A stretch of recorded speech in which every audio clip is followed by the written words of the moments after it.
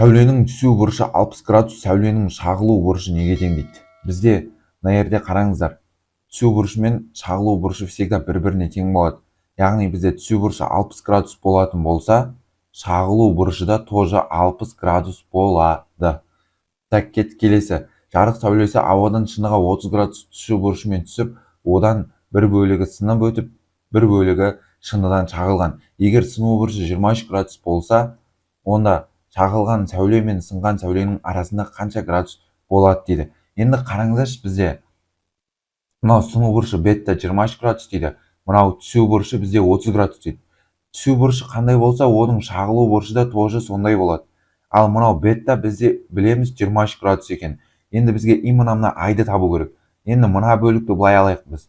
Именно мына бөлікті ғана қарастырамыз қазір. Енді қараңыздар, мына жердегі гамма қосылған ай қосылған бетта ол тең болу керек міне 180 градусқа. Енді осы жерден гамма бізде 30 градус, бетта 23, қосылған ай тең 180 дейміз да.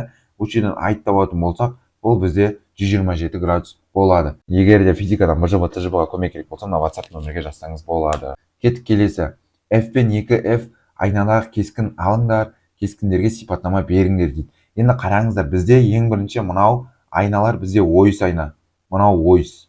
Енді қараңыздар, бұл жерде дене 2F-та тұратын болса, оның кескіні тоже 2F-та пайда болады. Шын төңкерілген кескінің өлшемі дененің өлшемімен бірдей болады. Енді қараңыздар, келесі бізде егер де дене ойыс айнада, мынау қайттан ойыс айна F-та тұратын болса, онда кескін болмайды ол кезде. Енді біз қарастыратын келесі айна өзі дөңес айна. Дөңес айнада барлығы кескін бірдей болады. Яғни D қандай да болса дейді, бізде кескін жалған, тура және де кішірейтілген болады. Кеттік келесі. Вакуумдегі жарық жылдамдығы 3 көбейту 10-8 дәрежесі метр бөлінген секунд. Келесі материалдардың сыну көрсеткішін есептеңіз. Бізде дәл сол материалдардағы бізде жылдамдық берілген мына жерде. Енді қараңыздар, бізде мынау абсолют сыну көрсеткіш формула бойынша S бөлінген V орындарына апарып қойдық. Шыны мысалға S жарық жылдамдығы, ал шыныдағы жылдамдық бізде міне 9-10-8. Қысқартамыз, 3-9-ға бөлсек, жуықтап 0,33 деп ала саламыз. Дәл солай N тең S бөлінген V. Ал енді сапфир болатын болса, 3 көбейту 10-8-ді бөлемін 1,5 10-8-ге. 10-8-ден 10-8 қысқарады, 3-ті 1,5-ге бөлсек 2 болады. Сапфир үшін не? 2-ге тең болады. Кеттік келесі бізде. Түскен сәуле мен айна жазықтығы арасындағы бұрыш 30 градус дейді. Суретін сызыңыз деген міне. Мынау айна, мынау екі ортаның несіне тұрғызылған перпендикуляр. Ал енді қараңыздар, мынау бізде 30 градус болып тұр. Айна мен түскен сәуле арасындағы бұрыш. Енді бізге айтып жатыр, жарықтың шағылу бұрышын анықтаңыз деп бысында. Енді қараңыз, мынау жер бізде 90 градус болу керек. Значит, мына бұрыш бізде 60 градус болады. Енді түсу бұрышы 60 градус болса, значит, шағылу бұрышы тоже 60 градус. Сонда бетта 60 градус болады шағылу бұрышы. Түскен сәуле мен шағылған сәуле арасындағы бұрышты анықтаңыз дейді. Бізде мына түскен сәуле и шағылған сәуле 60-60 қосамыз, 120 градус болады екен екеуінің арасындағы бұрыш.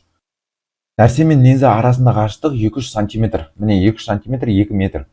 Және линза мен кескіннің арасында қашықтығы 250 сантиметр. 250 сантиметр 2,5 метр. Линзаның фокус қашықтығы мен оптикалық күшін есептеңіз дейді. Бізде нақты фокусты қашықтығын есептейтін болсақ, ол бізде қалай болады? Бұл жерде F-ті есептеу керек, яғни 1 бөлінген F тең болады, 1 бөлінген F қосылған 1 бөлінген D. Осы жерден F табатын болсақ, ол біздегі 1 бөлінген 2 қосу 1 бөлінген 2,5. Яғни D мен F-тің орнын ауыстыра салып бәрібір ештеңе етпейді.